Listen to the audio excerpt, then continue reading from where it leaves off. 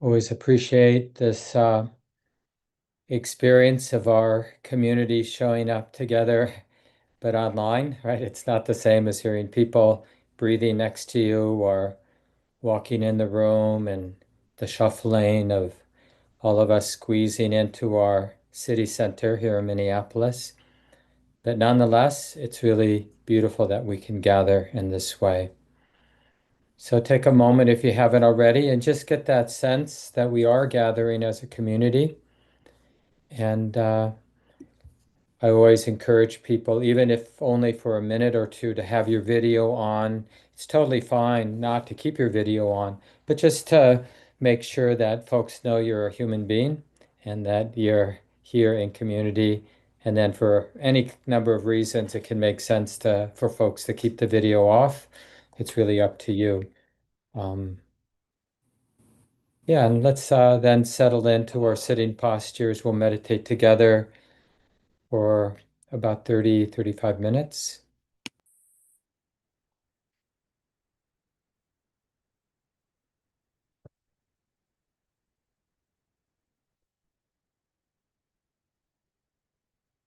A little later this morning, I'll be talking about refuge, what that means in terms of our Buddhist practice. But now, the most important aspect of the Buddhist teachings on refuge is that if something is actually a refuge, that means it's here and now, right? It has to be available, accessible, meaningful, liberating, supporting here and now. Otherwise, why would we consider it a refuge?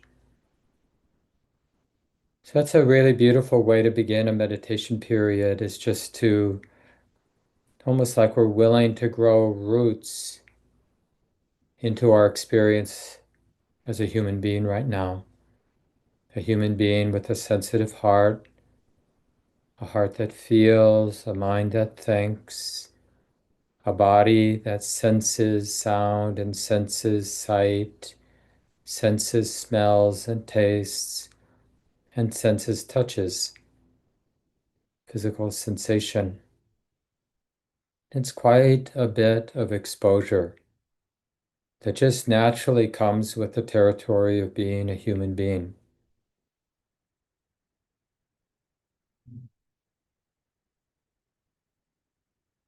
So embodying this truth of being a human being, relaxing as much as we feel safe to relax, this willingness to feel what we're feeling.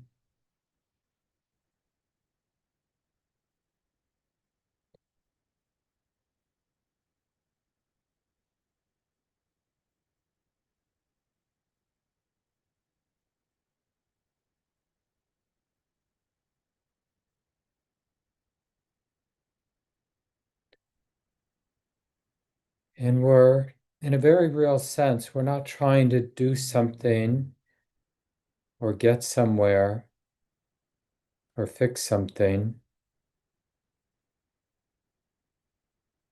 And we're learning to trust this natural quality of the mind or of the heart, this wakefulness or this capacity of our heart to be open and receptive. So it's more about recognizing it than it is about doing something right now.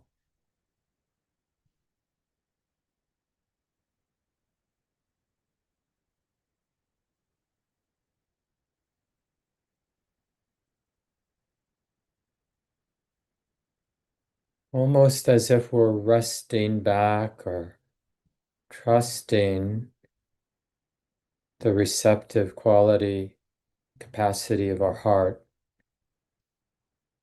resting in that receptivity, that capacity of our heart to be open and feel all of what's moving now.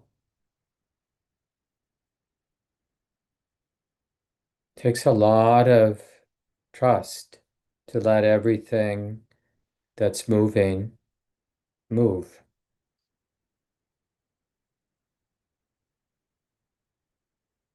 So in this way, we explore what the Buddha considers a refuge, the refuge of Buddha, of wakefulness. And our teachings tell us that it's here and now. It may be relatively subtle, but it's accessible if we choose to be interested, to recognize it.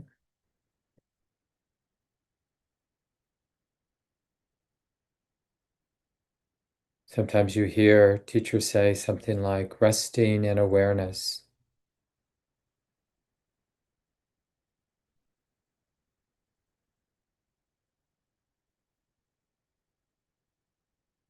Resting in the heart that senses, that knows, that's open and in a way vulnerable to feel all that's moving now. Right in the middle.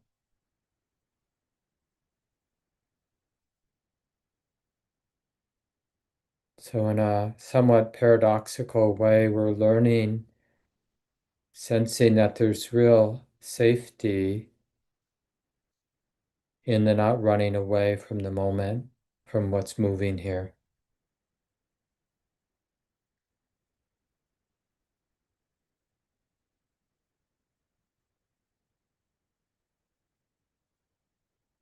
In this presence, this willingness to be open, notice how it has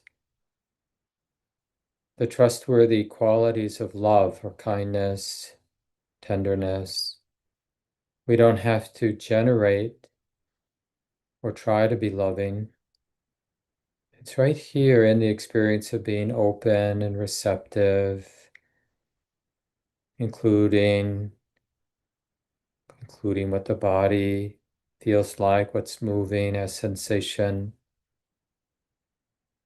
including all the emotional qualities that are present, moving, vibrating in our heart, in our gut.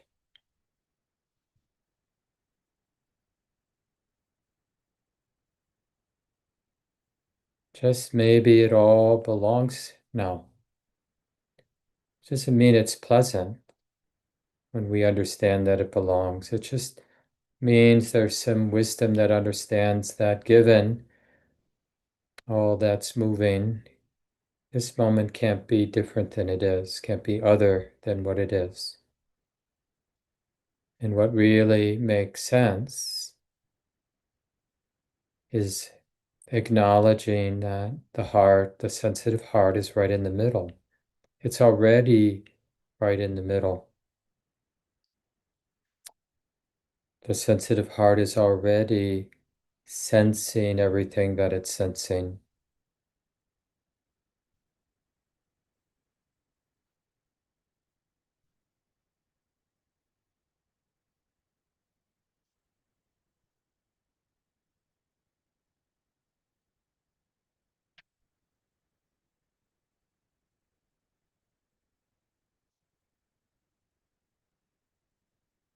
So in our Buddhist practice, we are encouraged to take refuge, encouraged to be intimate with the way it is.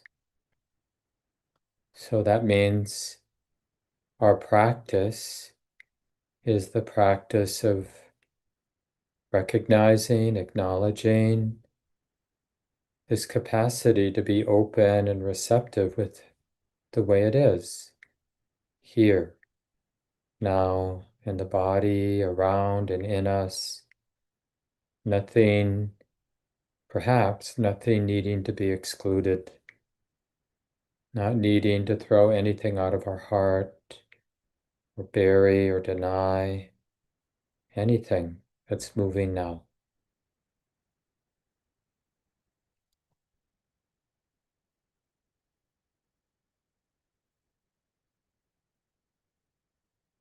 So, in a way, there's two things. There's the natural sensitivity that comes with being human, and there can be, if we remember, this quality of openness and receptivity, this wise and kind presence, vulnerable presence. So it's wise, it's kind, it's vulnerable, exposed, this presence, right? And we can learn to trust that. We can find real stability here, a refuge, a way of living that's trustworthy. So let's continue in silence now for the rest of our sitting time.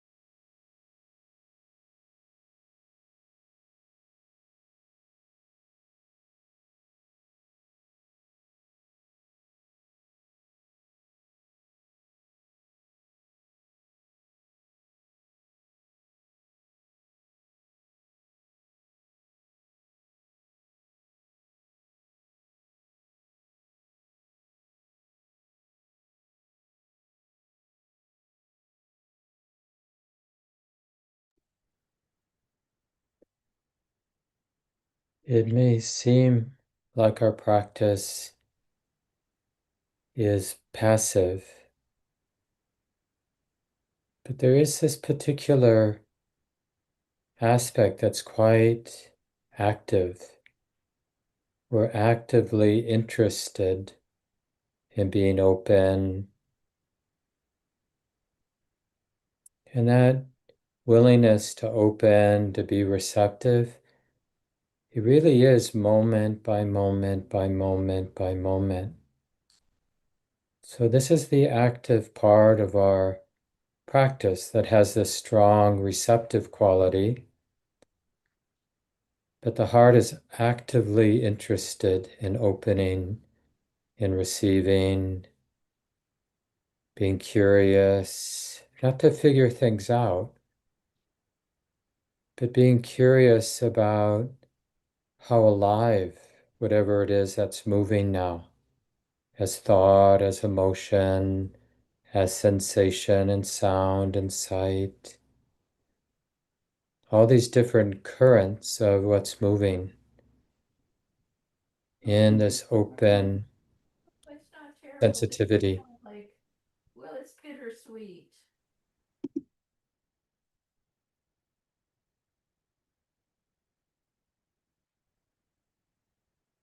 So for just another few minutes, once again, learning to trust,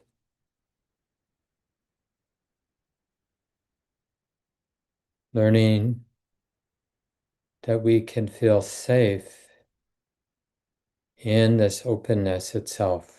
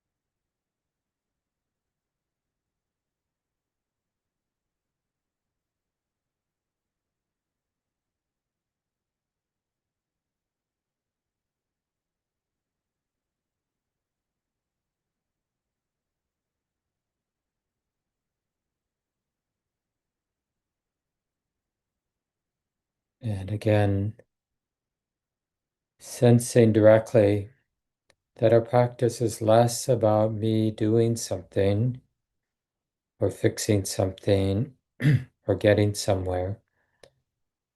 And it's much more about the heart recognizing this capacity of being open or receptive, vulnerable, and to keep remembering this possibility.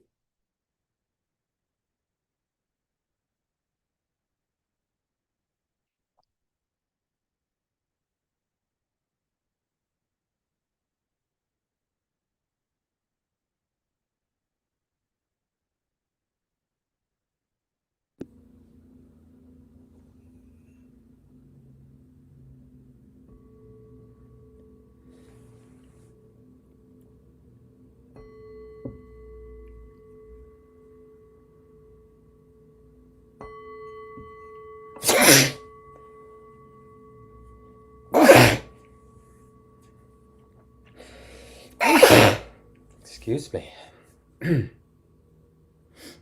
So take a moment, stretch out.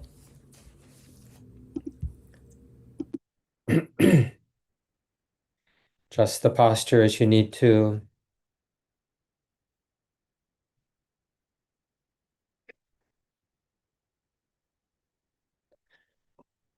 So again, really nice to be with folks today. Anybody who's new, welcome to Common Ground Meditation Center. This Sunday morning program is usually offered in person and online, but here in Minneapolis, we're in the middle of a pretty serious blizzard. We rarely have closed, but today we did. Um, so just so folks know, the Sunday evening program will also not happen today. The 4:30 practice check-in will happen on Zoom as always. And one thing that we often have done over the many years, um, Common Ground's been in existence now for more than 30 years, so quite a while. And often around the solstices and around the equinoxes, we take a little time to reflect on this very important recitation that we do. And we do it as a community these 4 times a year, taking the refuges and precepts, we call it. And you find not just in early Buddhism, Theravada Buddhism, but in almost all the schools of Buddhism, this is a community recitation or individual practice that happens, yeah, anywhere on the globe where people are inspired by the teachings of the Buddha, all the way back to the time of the Buddha. And it's just the ritual or the sort of ceremony is just a chance to reflect on um, what we want to keep in mind. In a way, our most important job as a human being is to keep in mind whatever it is that's most important to keep in mind, right? So that means the real enemy, the real problem being a human being is it's easy to be forgetful of what's most important, right? We get swept away so easily into things that are ultimately not that important, right? Distractedness. In Buddhism, we define that tendency to be swept away as the four floods. Asawa is the Pali word. So one of those four floods is being swept away by sense desires. How easy it is for my mind to get absorbed in the next thing that I need to purchase. And where should I purchase it? And what brand should I purchase? And how many? And I mean, it's just amazing how much mental space our sense desires take up. And even after we've purchased something or gotten something, was it the right thing? On and on. It just fills up so much of our life. So that's one of the floods, one of the things we obsess about. Another one is becoming. This is like fills our life. Like, who am I? Who am I becoming? Who do I want to be? Who do I not want to be? Who is somebody else becoming? What do I think about this person becoming that? Getting into this thing or that thing. Right, we have so many opinions about this. And in Buddhism, we call that that energy of becoming, being somebody. And then even once we are somebody, oh, I'm a Buddhist Dharma teacher, then I'm like, whatever that identity is, we're constantly patching it up. Have you noticed yourself? I have noticed this in terms of myself, less these days, but still I see it. Um, Almost like one of my jobs as a human being is to pay attention to how people see me and make sure they're seeing me the right way. It's just like, that energy of I'm out there correcting my bio. Like, what do you think of me? Oh, no, no, that's not quite right. This is the better way to tell that story about Mark. Not that way. Emphasize this part, not that part. Right? So that's part of that becoming energy. So we have the flood of sensuality of what we want and what we don't want. We're flooded, we're obsessed by becoming. And then just generally, the floods of ignorance of, in one way I think about this third flood is around our fixed views about our opinions, right? So if I have an idea about what should be happening in my family, in my world, in my community, in any way, right, I can get swept away with my fixed idea, with my opinion about something. And, again, just constant patching up, like who's saying something else? How can I defend myself? How can I defend my opinion against these other points of views? And it just fills up our lives. So this is the not remembering the most important thing. Thich Nhat Hanh once said, the only real enemy we have is forgetfulness, right? We forget the most important thing. So, in a little bit, before we end our session today, Shelley Graff and I will lead the community in taking the refuges and precepts. And it may not be everybody's cup of tea, because it has a little formality. I mean, in this way, Common Ground continues in this long lineage of people who have been inspired by the teachings of the Buddha and see themselves in one way or another as students of these teachings and that person who lived so long ago, because the teachings are relevant in our lives. And what sort of one of the things that brings us together is we are taking refuge in this practice and we're undertaking the five precepts, which Shelley and I will talk about today. Basically, this training in non-harming, like living a human life on a planet where life eats other life, right? That's whether we're vegetarians or vegans or whatever we are, we're eating life. That's just how it is. It's messy. We can't actually live a life without causing harm. But that doesn't mean undertaking trainings to refrain from harming can't become something really supportive and beautiful in our lives. It can. It has for me, and I think for many of us. And so we undertake these training precepts to honor that way of living, of moving through our lives, valuing non-harming, even though it's impossible not to cause harm in little and bigger ways. Still, I deeply value living a life that is all about refraining or reducing the harm as I live my life, as I feed this body, as I navigate all the things that human beings have to navigate, like power and employment and earning a living and purchasing things. How can we, in a way that's enlivening and liberating, how can we care about non-harming? So first, let me talk a bit about these three refuges. So in Buddhist practice, we think of refuge, like what we want to keep in mind. What's the most important thing to keep in mind in terms of three things? And over time, like when we do this reflection on refuge, and it has to be something very personal and real, right? I mentioned this in the guided instructions. A refuge is something that is accessible here in our lives. It's not something theoretical. It's practically accessible.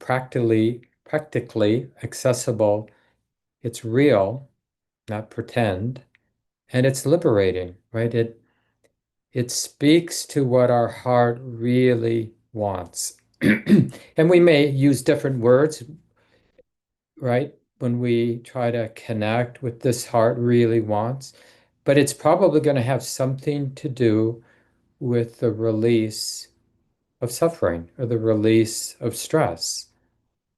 And the Buddha was very clear, there are many things he could be teaching in his 45 years of teaching way back when. But he said that because it's what's most relevant is this stress, this suffering, this squeeze, this heaviness, this existential weight of fear that we sense, that we actually experience, that's what he taught. He taught there is this heaviness of heart, this burden in our heart, and there is a release of that. And so all of what he taught was about that. That was the most important thing to keep in mind. There is suffering and there is a release. And this is what's relevant. This is what we want to keep in mind. And right from the beginning, some 45 5 years ago now, I guess it has been, or 46 years when I started my Buddhist practice, um, I just so much trusted that orientation that the Buddha had around dukkha, suffering. It's like, as a young adult at the time, it was like, that was clearly the relevant thing. I was recently had graduated from college and just like trying to figure out like what is relevant given I've been born and I'm going to die. What do I want to do with this human life? I was sort of a reflective young person, and and I just so appreciated when I bumped into the teachings of the Buddha that he puts this front and center. Well, as a human being, there is this truth. My heart's heavy, my heart's confused, my heart hurts.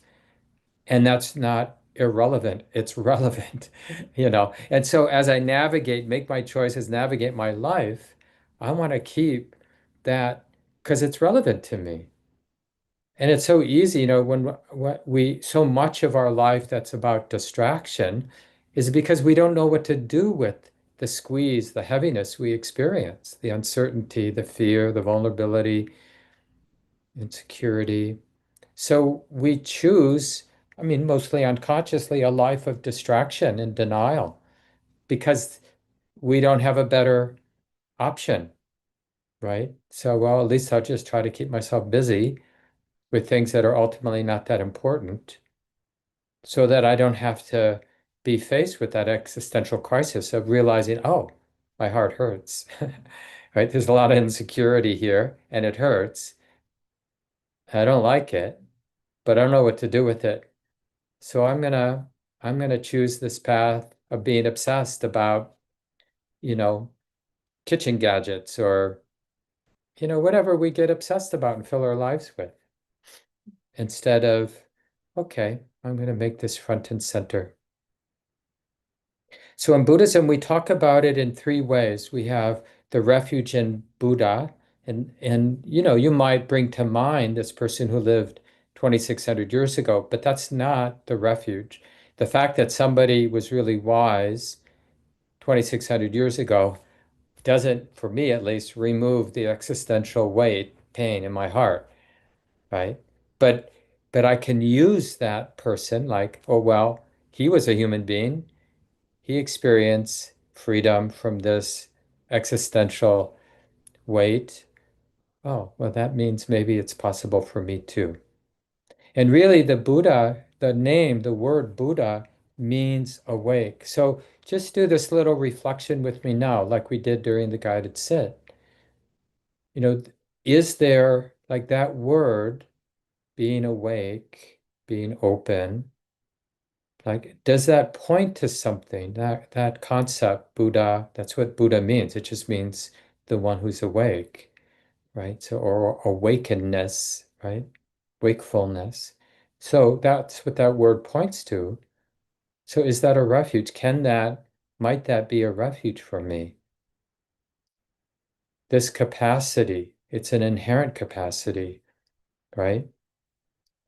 Is it relevant to my life, in my ordinary life, to be this capacity I have to be open, awake? And remember, I don't have to do something to be awake, but I do need to recognize it here and now.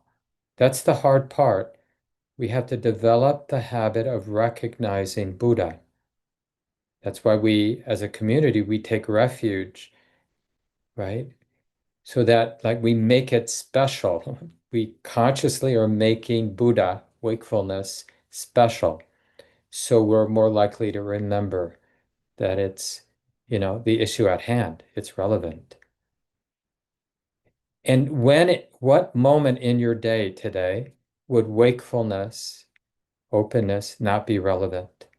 Like, can you think of a time you don't want to be open? Even if you're sort of doing a bad habit, smoking cigarettes or drinking too much or eating too much or watching too much TV or whatever you would consider an unhelpful habit, would you, would it be useful to be open in that non-judging, clear way? Or would it be better to be unaware, unawake? In terms of long-term freedom, release, contributing what is onward leading to my well-being and the well-being of everyone. Is better to orient and take refuge in being awake or being unawake?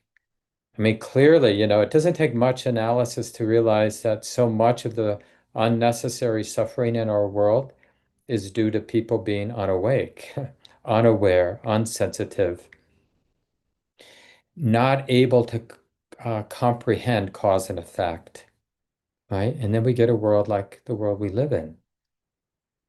And then the second aspect of refuge is Dhamma. So we take refuge in the Buddha, we take refuge in Dhamma, which can be translated as the way it is. It has different meanings in our Buddhist practice, the word Dharma or Dhamma. Two related languages, just in case you're confused.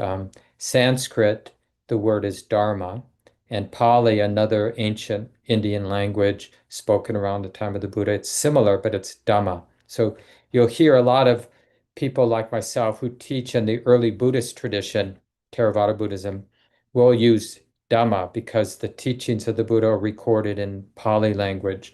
But a lot of the later schools of Buddhism, the teachings are recorded in that related language of Sanskrit. So some of the words are slightly different, the way they're pronounced. So we take refuge in Dhamma the way it is. And only Buddha can see or open, feel Dhamma, right? We need that awakened quality, alive and well, to feel, to receive all that's moving.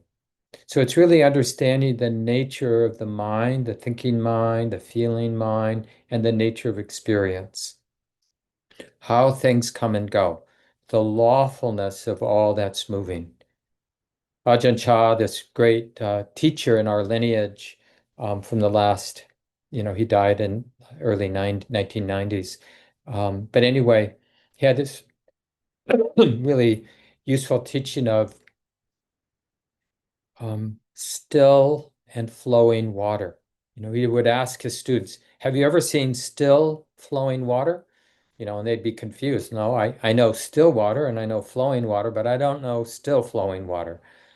And he would just be so happy that, aha, because that's the nature of our heart and mind. That's the nature of our experience as a human being.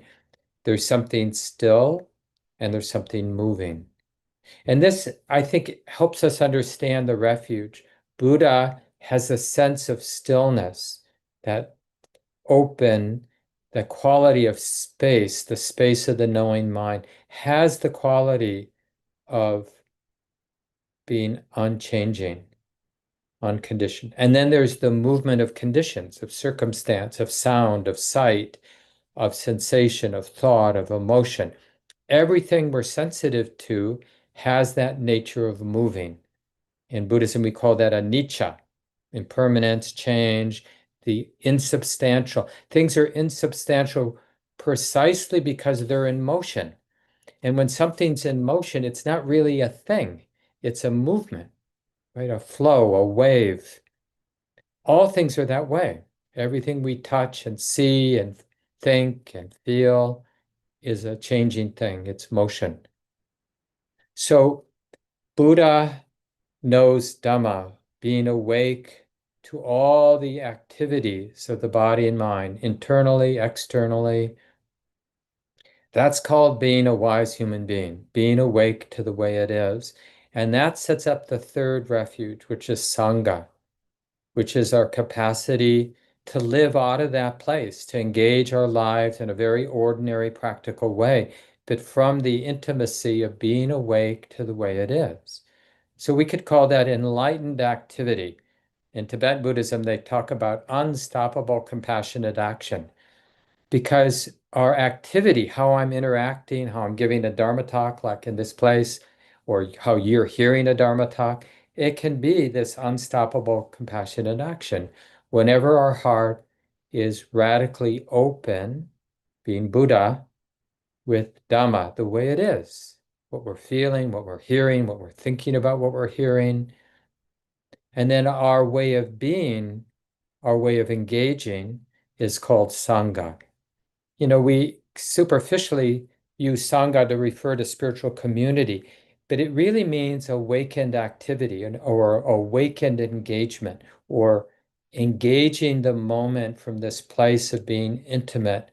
And intimacy isn't just being awake to the subtlety of the present moment, but it also has a sense of breadth, like including and comprehending the lawfulness, like how things are coming to be.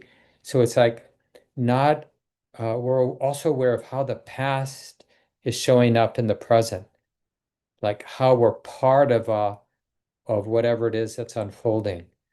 So it's like that, from that place, we can really be Sangha. We can respond in a way that's skillful, appropriate, nuanced, creative, fearless, able to pause when that's the skillful thing to do, able to stand up and speak up when that's the skillful thing to do. But we couldn't do that out of a plan, like, okay, this is how I'm going to handle this situation. What the Buddha's teachings, practices are pointing to that if we want to be skillful in all the sticky, difficult places in our human life, then we have to cultivate this intimacy, being awake, being Buddha with Dhamma the way it is, because that's the only way to actually navigate our lives so our engagement is skillful, it's nuanced, it's nimble, it's creative, it's fearless, it's kind, tender, right? We can't do it based on reading a self-help book or not that self-help books aren't good, but it has to be like embodied in a way that like the heart knows how to, yeah, show up.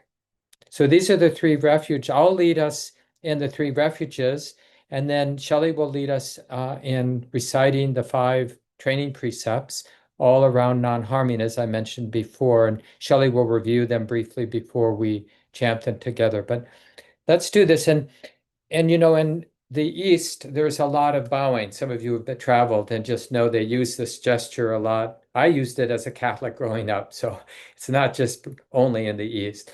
But part of this understanding of refuge is what are we willing to have this devotional, respectful relationship? And it's not something external, it's something that's possible in our own hearts.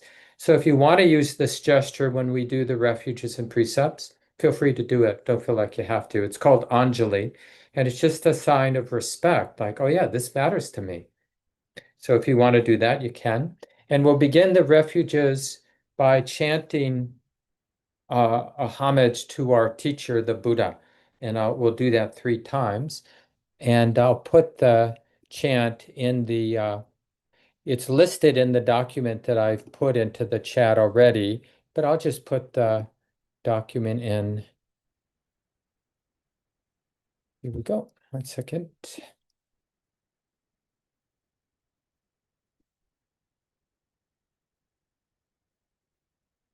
Okay. So people can, some of you know it, but if you want to put it, open up the document so you can see it. It's now coming into the chat. So we'll begin with 3 rings of the bell.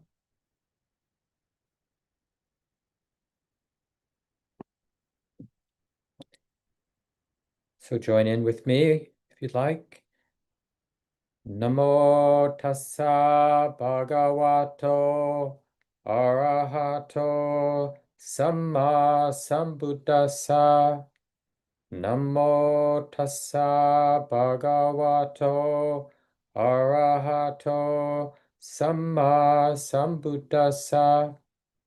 Namo tassa bhagavato arahato samma sambuddhassa.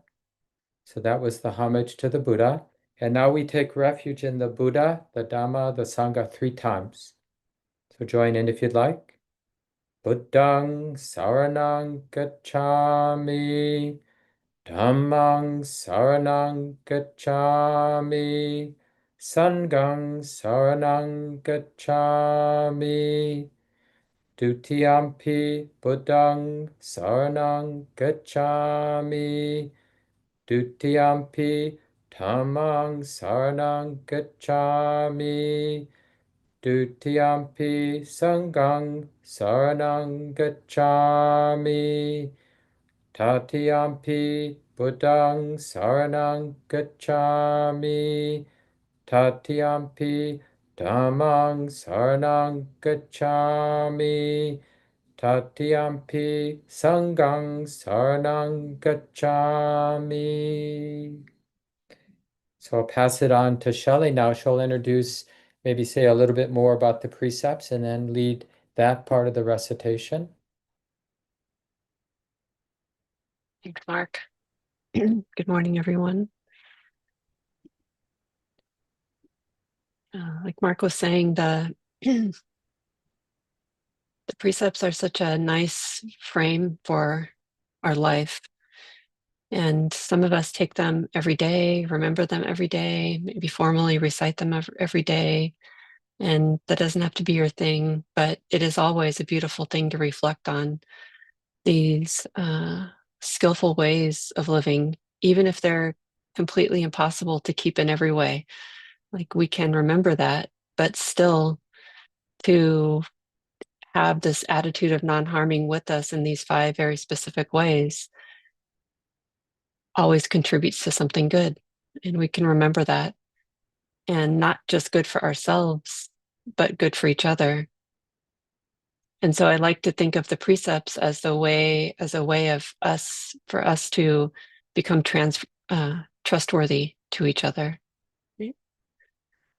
And trustworthy in our families, trustworthy in our communities, trustworthy in our social circles, not because we're going to get everything right, for sure not, but because we really care about not causing harm. And you can really take it in any moment, including right now, if you'd like to, that there are people all over the world who are doing their fearless best to keep these trainings of non-harming in mind. And I don't know what could be more beautiful than just imagining that, like people here, people there, people everywhere, doing our best to keep these training precepts in mind.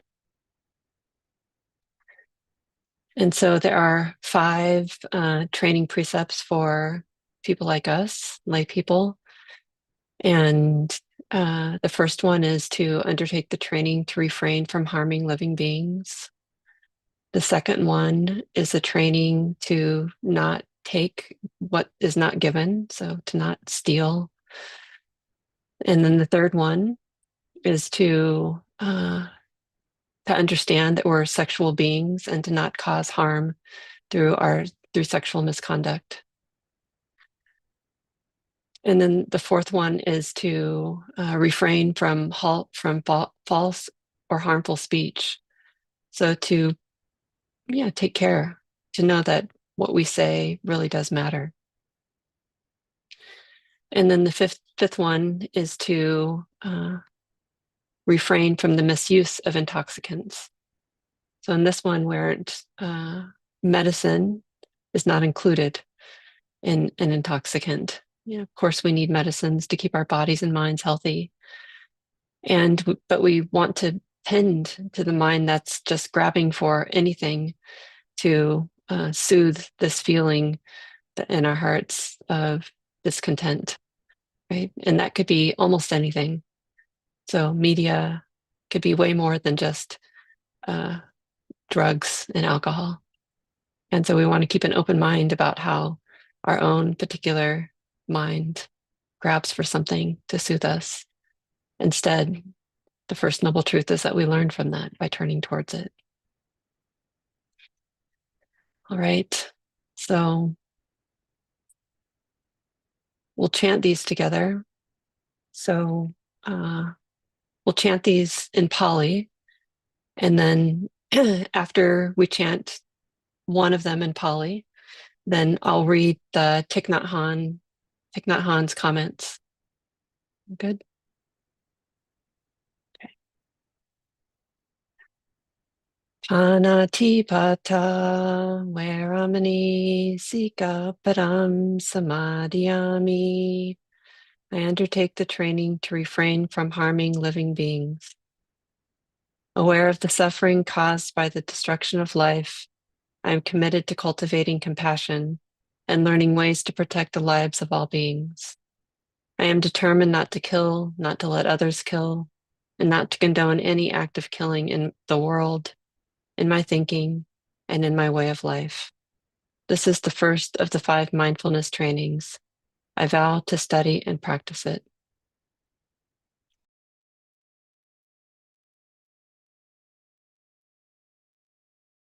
Have a little pause here.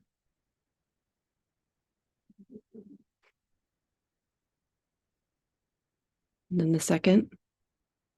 Adina dana veramani sikapadam samadhyami.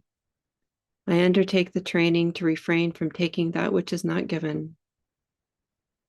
Aware of the suffering caused by exploitation, social injustice, stealing, and oppression, I am committed to cultivating loving kindness and learning ways to work for the well-being of all beings. I will practice generosity by sharing my time, energy, and material resources with those who are in real need. I am determined not to steal and not to possess anything that should belong to others. I will respect the property of others, but I will prevent others from profiting from human suffering or the suffering of other species on earth. This is the second of the 5 mindfulness trainings. I vow to study and practice it.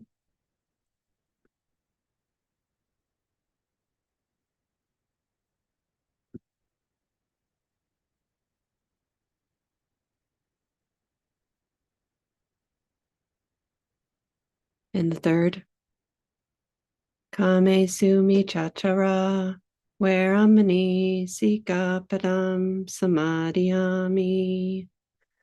I undertake the training to refrain from causing harm through sexual misconduct. Aware of suffering caused by sexual misconduct, I am committed to cultivating responsibility and learning ways to protect the safety and integrity of individuals, couples, families, and society. I am determined not to engage in sexual activities without love and commitment. To preserve the happiness of myself and others, I am determined to respect my commitments and commitments of others. I will do everything in my power to protect children from sexual abuse and to protect couples and families from being harmed by sexual misconduct. This is the third of the 5 mindfulness trainings. I vow to study and practice it.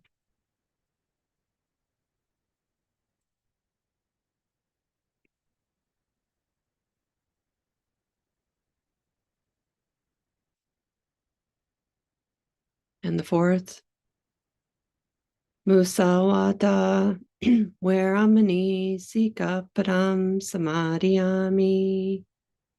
I undertake the training to refrain from false and harmful speech. Aware of the suffering caused by unmindful speech and the inability to listen to others, I am committed to cultivating loving speech and deep listening in order to bring joy and happiness to others and relieve others of their suffering. Knowing that words can create happiness or suffering, I am determined to speak truthfully with words that inspire self-confidence, joy, and hope. I will not spread information that I do not know to be certain, and will not criticize or condemn things of which I am not sure. I will refrain from uttering words with the intention of causing division or discord. I am determined to make efforts to reconcile and resolve all conflicts, however small. This is the fourth of the 5 mindfulness trainings. I vow to study and practice it.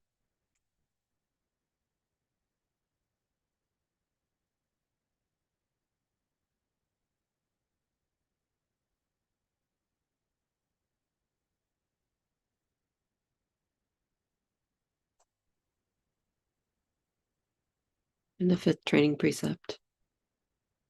Sura Maria Maja Pamada Tana Veramani Sikapadam Samadhyami.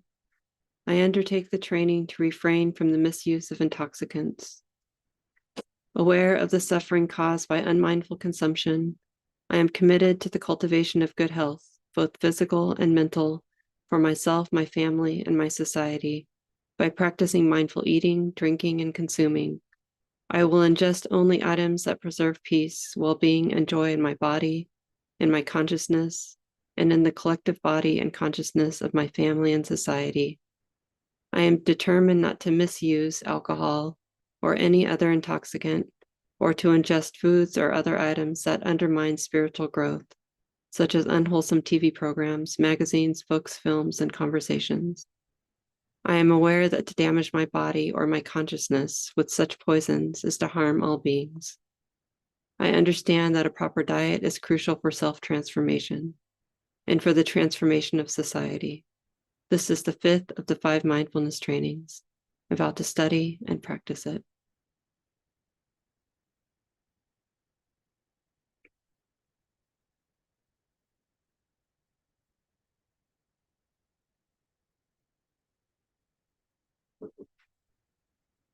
And we'll end with this final phrase.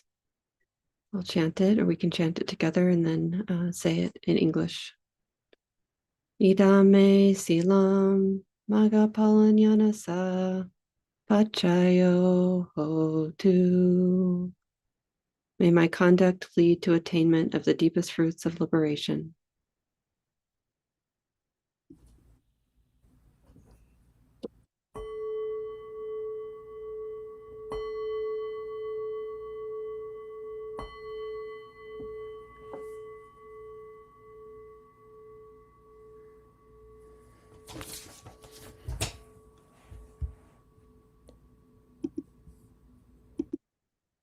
And so, folks, like Shelley mentioned, some people might want to do this more frequently than as our community does it, 4 times a year together.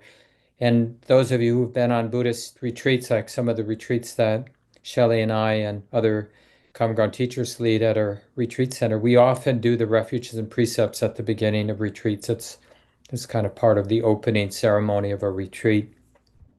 But you could keep this document, and it's the traditional form here, but there's a few things that make it a little bit unique to the Common Ground community. But it's the basic form that you'd find anywhere. But you could keep that document somewhere so that you can print a copy for yourself and then just experiment with it, make it real for yourself. Maybe you do it once a week, or maybe you do it with a partner or a friend when you get together.